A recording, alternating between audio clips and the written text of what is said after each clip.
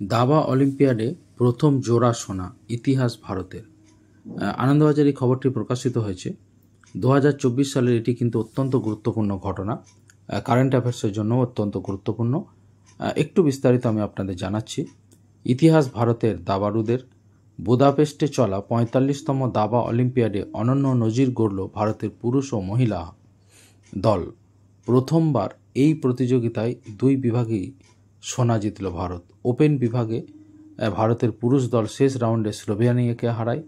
বিশ্ব চ্যাম্পিয়নশিপের Challenger D Gukesh, Arjun আরিগামে, এখানে উল্লেখ করা যায় বিশ্ব চ্যাম্পিয়ন কিন্তু হয়ে গিয়েছে ডি গুকেশ। সে সংক্রান্ত খবরও দেখবেন, আমার ভিডিও দেওয়া আছে। তো যাই হোক, এবং প্রজ্ঞানন্দ 11 নম্বর রাউন্ডে জিতে একটি বোর্ডের খেলা বাকি থাকতেই কিন্তু ভারতের জয় নিশ্চিত করেন। এরপরে চতুর্থ বোর্ডে বিদিত গুজরাটি ড্র করায় ভারত 3.5 এবং 0.5 ফলে কিন্তু জিতে যায়। পাশাপাশি মেয়েরাও 3.5 এবং 0.5 ফলেই কিন্তু হারায় আজারবাইজানকে। এর আগে দাবা অলিম্পিয়াডে দুবার ব্রোঞ্জ জিতেছিল ভারতের পুরুষ দল 2014 ও 2022 সালে। মেয়েরা ব্রোঞ্জ জিতেছিল 2022 সালে চেন্নাইয়ে। তো বুঝতেই পারছেন এটা অত্যন্ত গুরুত্বপূর্ণ যে 45তম বুদাপেস্টে চলা 45তম দাবা অলিম্পিয়াডে পুরুষ এবং মহিলা উভয় দলই কিন্তু স্বর্ণপদক জিতেছেন। এটি অত্যন্ত গুরুত্বপূর্ণ বলে আমি মনে করি। কারেন্ট অ্যাফেয়ার্সের জন্য এটি অত্যন্ত গুরুত্বপূর্ণ, চাকরির পরীক্ষার্থীদের বিশেষ করে। তো এখানে বলা হয়েছে রবিবার শেষ রাউন্ডে স্লোভেনিয়ার বিরুদ্ধে ড্র করলেই সোনা জিতত ভারত। সেই লক্ষ্যে নেমে দুরন্ত জয় পান গুকেশ। কালো ঘুঁটি নিয়ে তিনি হারান ভ্লাদিমির ফেডোসিভকে। যদিও এই জয় সহজে আসেনি, তবে 18 বছর বয়সী দাবাড়ু প্রথম থেকেই কিন্তু লক্ষ্যে অবিচল ছিলেন।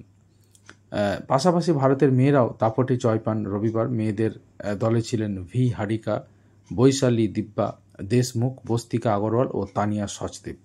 এদিন ভি হারিকা টপ বোর্ডে জয় পান। এরপরে দিব্যা দেশমুখ তৃতীয় বোর্ডে প্রতিপক্ষকে কিন্তু হারিয়ে দেন। প্রজ্ঞানন্দের দিদি বৈশালী ড্র করলেও স্বস্তিকা আগরওয়ালের জয়ের সাহায্যে ভারত কিন্তু এই রাউন্ডে উজবেকিস্তানকে হারায়। তবে শেষ রাউন্ডে জিতলেও ভারতের সোনা নিশ্চিত ছিল না, কারণ ভারত ও কাজাকস্তানের পয়েন্ট সমান ছিল শেষ রাউন্ডে নামার আগে। এদিন আমেরিকা কাজাকস্তানের সঙ্গে ড্র করে, ফলে ভারত এগিয়ে যায়। যদি কাজাকস্তান হারিয়ে দিত আমেরিকাকে, তাহলে কিন্তু সোনা জয়ের জন্য টাইব্রেকে যেতে হতো বৈশালীদের। যাই হোক, সেটা আর করতে হয়নি।